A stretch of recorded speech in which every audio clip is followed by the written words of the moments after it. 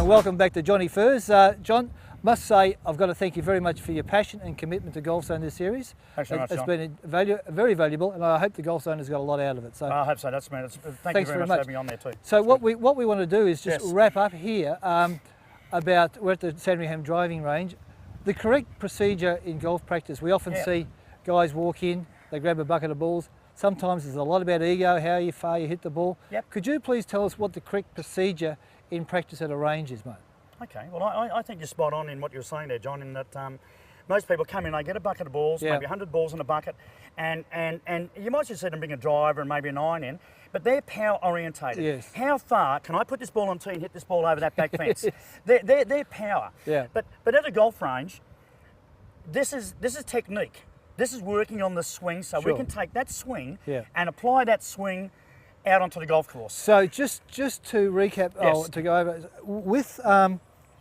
with the range, you could use all facilities here. So would you practice maybe long game one day, short game next, or would you have the whole sort of gamut of the golf swing, like from little pitch shots to drives and everything in between? Would you recommend that on a day at a golf driving range, or would you break it up over days? No, I think what you said first off, I would be tending to, I've just purchased my bucket of balls.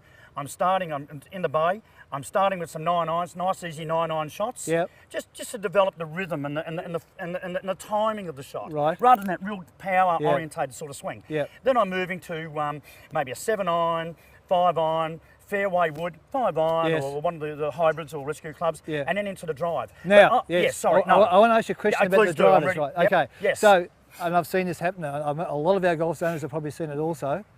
You've got 10 balls left of your correct practice. Yes. You've hit 9 perler drives. Yes. You've got 1 ball left. Yep. Johnny, what do? Sometimes we may hit the last ball and duff it and go and get another bucket and undo all our work. Can you have the strength of character to walk off and leave that one ball behind? Well, I know if it's me, I'm leaving that ball there because I know that if I miss that last shot, and maybe for the other players too, if I don't have time to get another bucket of balls, then I'm leaving on a bit of a downer. Yes. If I'm going to the golf course tomorrow and playing, probably that last shot I've got in my mind when I stand on the tee. And I want to be leaving on a real positive and confident note. Indeed, mate. I'm leaving it right there. Indeed. Someone else can have it. Okay, right. Now, with a lot of golfers that come to the ranges too, they don't really utilise the local golf professionals' talents all that often. How often would you recommend that a golfer get lessons, and where would you start?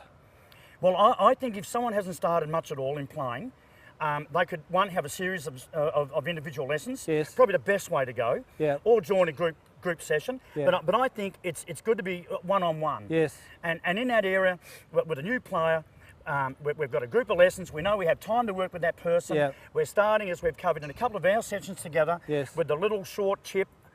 Okay, and then we're building up to the pitching and to the fuller swing with irons and into the woods and so forth. Terrific. For someone who's been playing regular, they may be having a little bit of a problem in their swing. Yes. So it's probably a good idea for that player to have a little bit of a tune up. Okay. And just one thing, John, I was going to say, with that player, we're not out to change their swing. All we're going to be doing is adding precision within that swing. Terrific. And that's what we want to do. And with the golf professional, would they actually map out a correct sort of practice method and sort of maybe sort of work on, the odd drive, but sort of with the pitching, the chipping, the putting, and just maybe mix it up a bit over the course of a week and really get the most out of their practice? Yeah, I think with people that we're giving lessons to, again, as I was saying, we'll start with a short shot because that's leading to the full swing.